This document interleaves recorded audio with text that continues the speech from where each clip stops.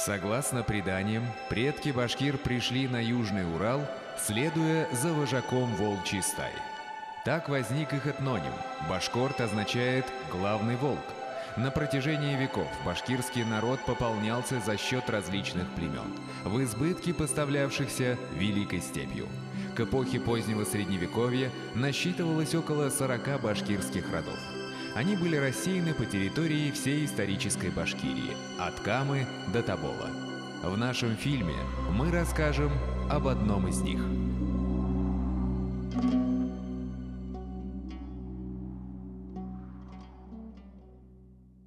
Этнография башкирского народа чрезвычайно разнообразна. Его нынешний родовой состав складывался на протяжении многих столетий. Этнологи выделяют несколько этапов формирования современных башкир от времен скифо-сарматов до Золотой Орды. Причем удельный вес этнического компонента, связанного с эпохой Чингисхана, очень значителен. Тому примером история башкирского рода Катай. Башкиры рода Катай ныне населяют Белокатайский и Белорецкий районы Республики Башкортостан. В Бакалинском районе к их селениям относятся Старое и Новокатаево. Кроме того, башкиры-катайцы компактно проживают в Кунашакском районе Челябинской области и Альменевском районе Курганской.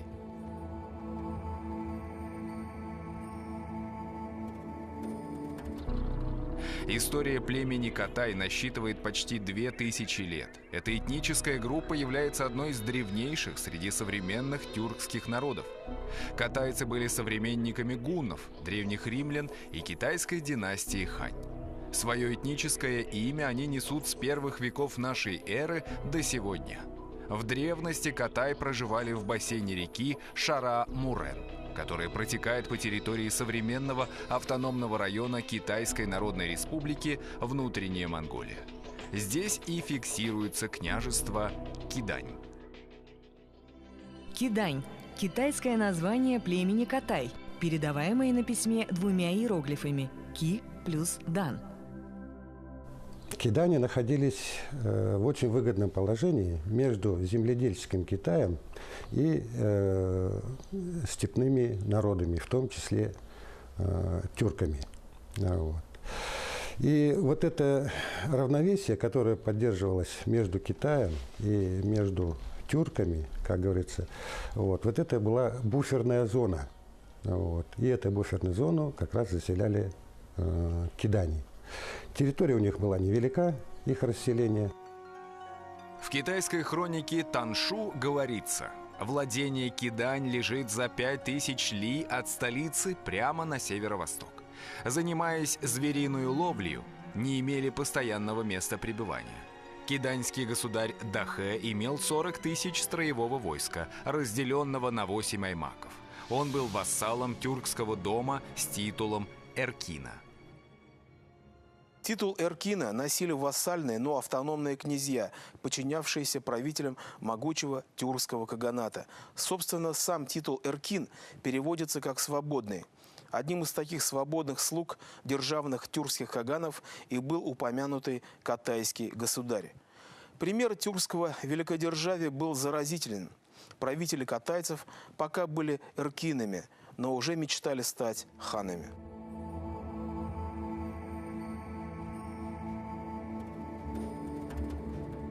Тюркское великодержавие, воспеваемое в архонских памятниках, было далеко не всем по вкусу. В 628 году катайский князь Кугэ отложился от каганата и принял подданство империи Тан.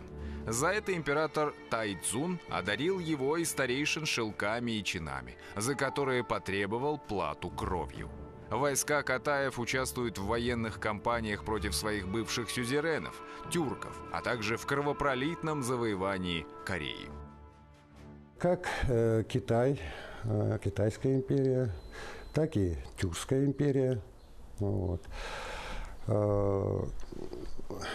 Очень использовали политику, как говорится, борьбы друг с другом силами третьих сил.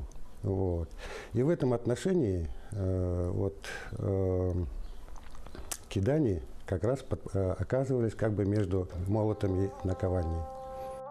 Тайцзун был самым выдающимся императором династии Тан. При нем Китай достиг максимального за всю его историю расширения границ. На востоке включавших Корею, а на западе доходивших до Аральского моря. Все-таки большую часть Кидани служили тюркам. Только в отдельные времена, на периоды 10-20 лет, на протяжении этих 300 лет, они подпадали под танское влияние. Императорский Китай даже назначал киданских правителей руководителями определенных провинций северных. В 695 году вождь Кидании Цинь-Джун принял титул Кагана и в одном из сражений разбил императорские войска, шедшие для подавления восстания. Через 2 года империя Тан отправила против катайского Кагана уже 170-тысячную армию, но и она потерпела сокрушительное поражение. Третья китайская армия насчитывала уже 200 тысяч воинов. Против нее одной храбрости уже было мало.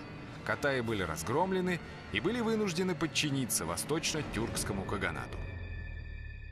Однако под его властью они находились недолго. За ослаблением каганата последовало новое подчинение империи Тан, затем новое восстание против нее.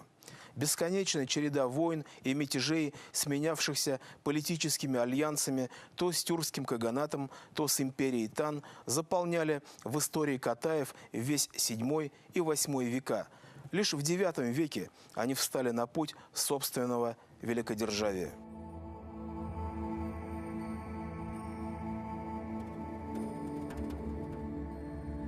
В IX веке на месте погибшего тюркского каганата возникает уйгурский каганат. Через 100 лет распадается и он. После непродолжительного возвышения каганата енисейских кыргызов наступает час катаев. На протяжении столетий каганаты сменялись другими каганатами. На глазах у катаев рождалось, расцветало и угасало великодержавие гуннов, табгачей, аваров, тюрков, уйгуров и кыргызов. И вот, наконец, пробил их час. Этого момента они ждали несколько сот лет. Наученные горькому опыту своих предшественников, закаленные в боях со своими противниками, искушенные во внутренних делах Китая, к началу X века они оказались наиболее реальными претендентами на роль гегемона Азии. В 907 году каганом Катаев стал Елюй-Амбагай, который совершил ряд удачных походов на соседние страны и покорил маньчжурское государство Бохай. Именно он стал основателем новой киданьской династии. Ему наследовал сын Дэгуан, который, вмешавшись во внутренние распри Поднебесной, установил контроль над северной частью страны и в 947 году объявил свою новую державу империей Ляо, а одной из ее столиц – город Пекин. Империя Ляо – китайское название великого государства Киданий. Ляо значит «железная». Кидани окрепли настолько, что уже в Центральной Азии представляли собой довольно реальную военно-политическую силу. У них была хорошо вооруженная армия, порядка 70 тысяч воинов. Это была своя армия, не наемная.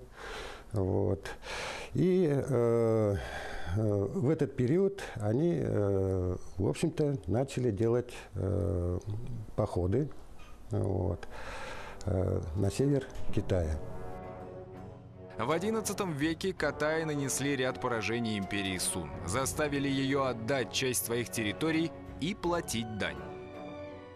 Ляо была первой иноземной династией, непосредственно подчинившей своей власти земли Срединной империи. А катайский клан Елюй стал первой иноземной фамилией, осмелившейся провозгласить себя императорской династией.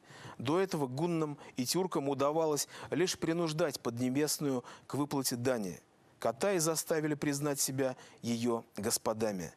Именно по их этнониму Катай мы сейчас именуем Китай Китаем.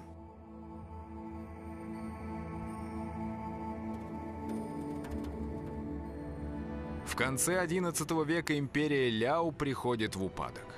Джурджени, племя маньчжурского происхождения, обитавшее на территории современного Приморского края, воспользовалось ослаблением державы Киданий и перешло в наступление. К 1125 году государство Великое Ляо было уничтожено. Лишь самые неукротимые катаи, еще не потерявшие под влиянием китайской культуры своей древней доблести, решили прорываться из захваченного огнем Китая на запад. Беглецов возглавил Елюй Даши. Елюй Даши – катайский принц и полководец, прославившийся в войнах с Южно-Китайской империей Сун. Именно эта группа западных киданий и является предками тех катаев, которые ныне составляют значительный компонент в составе ряда тюркских народов. Современники их прозвали каракитаями, то есть черными катаями. Почему черными? Возможно, потому, что эта часть катаев считалась наименее ассимилированной китайцами и наиболее аутентичной своему изначальному культурному типу. Елюй Даши вторгся в пределы восточного Туркестана и после нескольких сражений занял земли первого тюрко-мусульманского ханства караханидов. В это время Среднюю Азию раздирала междоусобица. Правитель Сельджукской империи султан Санджар пытался привести в покорность своего взбунтовавшегося вассала Хорезмшаха Алла-ад-Дина Ациза. Война шла с переменным успехом, пока на стороне последнего не выступил Елюй Даши, незадолго до этого принявший титул Гурхан. Гурхан – титул правителя Каракитаев, состоящий из двух слов «кур», то есть собрание, и «хан». Переводится как «всенародный хан». В 1141 году в Катванской степи, что находится к северу от Самарканда, состоялось одно из крупнейших сражений Средневековья. Ибн Ал-Асир пишет: «Два войска встретились, как два мощных потока. Гурхан обошел войска Санджара, так что прижал их к руслу реки, которая называется Даргам.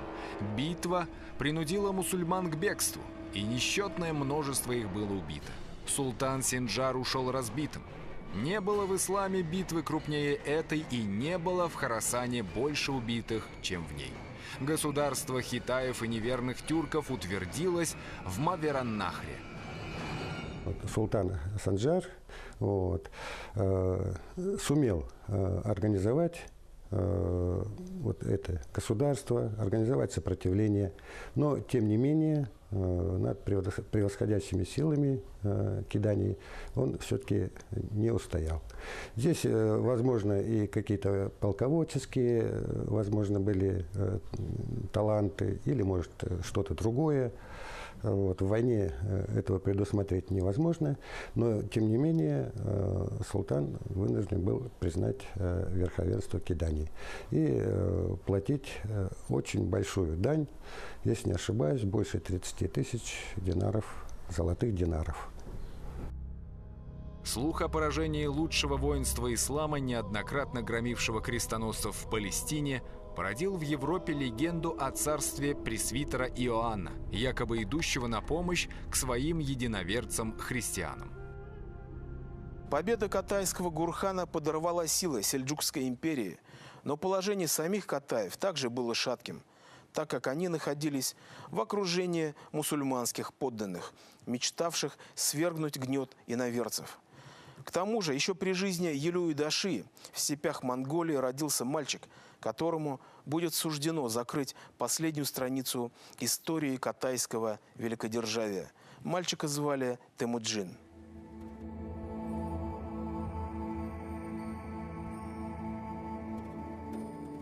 После завоевания Средней Азии Чингисханом Кара-Катаи были поверстаны в систему военной организации монголов. Они участвовали в походах Батыя на Русь и Европу. Их восточные собратья, оставшиеся на родине, также вошли в состав монгольской армии, воевавших на юге Поднебесной и в Индокитае. Один из них, Елюй Чуцай, служивший чиновником при дворе империи Цзинь, стал ближайшим советником Чингисхана и его сына Угедея. Елюй Чуцай, простой человек, потерявший свою страну, приветствует Чингисхана. Ты честный и достойный человек. Я восхищаюсь твоим мужеством и твоим характером. Ты будешь мне помогать? Я почту за честь служить такому правителю, как ты. В 1230 году часть монгольских наёнов, заявляя, что от китайцев нет никакой пользы, предложила Угодею поголовно их истребить, а земли превратить в пастбище. Против этого предложения выступил Юлюй Чуцай. С помощью точных расчетов он показал, что гораздо выгоднее будет не уничтожать население, а установить систему постоянного налогообложения и после этого жить безбедно. Победила алчность, а китайцы, благодаря Юлюю Чуцаю, были спасены от геноцида. К XIV веку часть катайского народа поселяется в Приуралье, где их застает нашествие Тамерлана. По преданиям, именно это событие стало причиной переселения катайцев в Зауралье и Сибирь. Они выступили на стороне законного хана Тохтамыша, за что подверглись жестоким репрессиям со стороны Железного Храмца. Тохтамыш хандың ғаскәрінде мына Қотайдар ең шәп пұғышшылар Қотайдар болғандар. Шынан Тамерлан бүте Қотайдарды біз қырып бітірге, бірінде қалдырмаса қырып бітірге шундай бұйрық берген. Менің мына шул Қотай тебеденде. Оның есімін бәлки бірайынсық тарихшылар табыр аның есімін.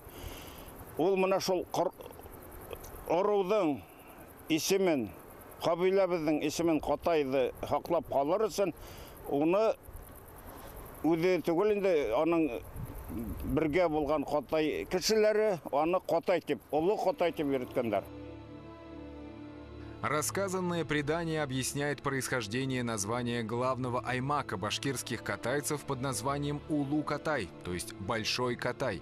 Первоначально он располагался на территории современной Челябинской области, близ современного города Нязепетровск, над которым высится сопка, носящая у местных башкир название Катай-Тау, то есть Катайская гора. Шул Қотай тауында, мұнда келіп, олар қосып үлгіргендер. Елғалар, урмандар оша. Тамерланды ғаскарынан юл ядырып, қосып келіп, мұнда орнашқандар. Ол Қотайдың өдімінен бір yüzлеген гына кіші болған. Шунан мына таралып кеткен Қотайдар. Олы Қотайдар, бала Қотайдар, башқа. Иньяр Қотайдар барығыла мұнан таралып кеткендер. Таким образом, к XVIII веку было 4 аймака катайских башкир. Бала-Катай, расположенный в Белокатайском районе республики Башкортостан, Инзер-Катай в Белорецком районе, а также Улу-Катай и Ялан-Катай, находившиеся в Челябинской и Курганской областях соответственно.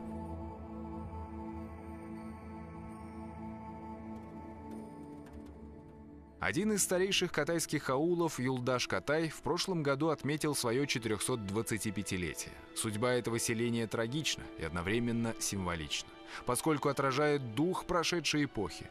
Для Асляма Арсланова, уроженца Юлдаш-Катая, трагедия родного аула не дает покоя вот уже много лет. Шул хатлы. Бітті орам бойлап, ауылдар бірінеде бош орын yok ойны. Бұл терелі мәктеп барыны. Оның артында клуб бұла тұғайны. Қадыр кесірткенде башқа бір немелі қалмаған енді. Мына ең ескі, ең бұрынғы ауыл енді. Қадырғы күнде мына шындай халге қалған. Не үшін солай болып шықты? Мына Свердловск қалағына, Қадырғы Екатеринбург қалағына эсерге хау yok. Поэтому было решено построить на реке Уфе водохранилище, воды которого должны были затопить аул Юлдаш-Катай. Жители стали покидать родные места. Почти все разъехались по ближайшим городам. Потом началась перестройка, и этот масштабный проект, как и сотни других, был остановлен. В итоге и плотину не построили, и уничтожили целое село. Тенденция, как говорится, налицо. Ни одно селение катайцев, находящееся в пределах Башкортостана, пока не исчезло. Тогда как уже в нескольких километрах от административной границы республики ситуация становится совершенно иной. В этом мы убедились, посетив в апреле сего года самый дальний катайский анклав, находящийся в Курганской области.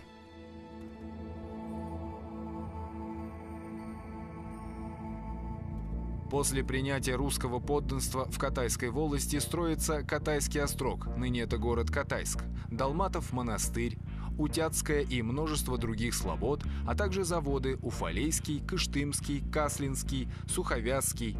Вытесненные со своих земель катайцы передвигаются еще дальше на юго-восток. Так восточная группа катайцев оказывается на территории современной Курганской области. До их переселения эти земли принадлежали другому башкирскому роду Табын. Мында маленький Башкортостан, бізде 6000 нашу башкорттар проживают инде. Біз мында считаем коренное население мына. Таңырыкул мактабында оқыдым башкортса, 8 класс бітіп, шунан 9-10 классқа кеттім Юламан школасына русса. Ол вақытта башкорт тілі бигрәк көстейіні. Потому что Уфанан ебәрілділер 56 елы, наверное, оқытушылар келділер. Видимо, ол вақытта шындай көсті программа болған. Именно шул отдаленный областарда, райондарға Башкортостан ярдам еткен. В 1917 году решением учредительного Курултая башкирского народа, провозгласившего Башкирскую республику, на территории Альменевского и Сафакулевского районов Курганской области был образован Ялан-Катайский кантон, в состав которого вошли Катайская, Сарт-Калматская и Чкинская волости. Однако уже в 1922 году кантон был упразднен и передан в состав Челябинской области. Как следствие, из учебных программ здешних школ со временем было изъято преподавание башкирского языка, что нанесло значительный урон национальной культуре курганских башкир. Катай булып аталайны бұл яқбызын. Әбдірашқа хатлы аряғы, Сафакул яғы, ол Ялан яғы деп атала. 10 еллап тұр енді башқұртса, сөзі мәктептерді башқұрт тілі кіртілі башланы, үйреті башланылар. Ата бүтіндей башқұрт тілі юг ені ол мәктептерді.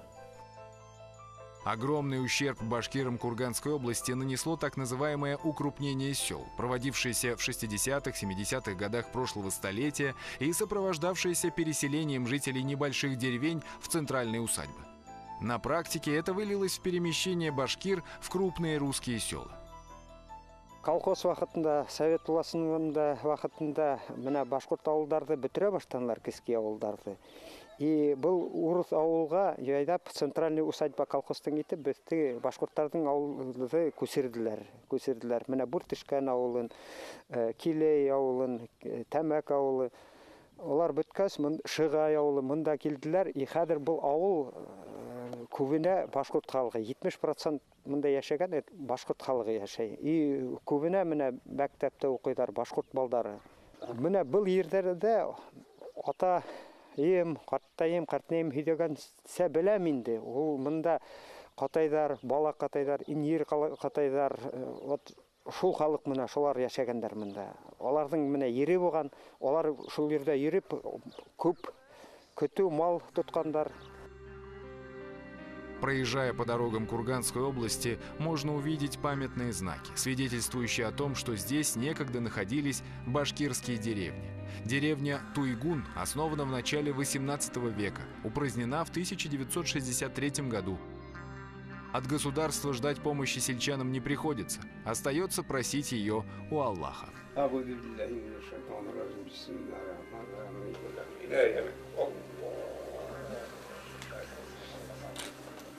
Рәсәйдә яшәһәк тә без башкорт динен бик хаклайбыз. Нинди генә эш башлаһак та, ул эш аяттан башлана. Килен әйттерделәр икән, тастамал алдылар икән, аят укыла, никах укыла, исем туйдары үткәрелә. Хатта егетләр рус кызын кәләш итеп алһа ла, ул башта мусулманлыкты ала, аңа башкортча исем бирелә, никах укыла. Шулай иттереп без үзебезнең динне бик зур тотабыз.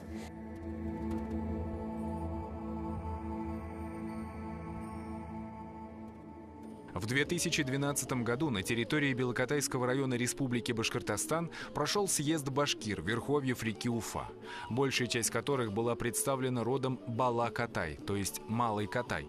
На праздник приехали гости из различных городов Башкортостана и соседних областей. Свое искусство демонстрировали фольклорные коллективы. В выступлениях рассказывалось об истории рода Катай, о его древних традициях, звучала озабоченность относительно будущего башкирского села.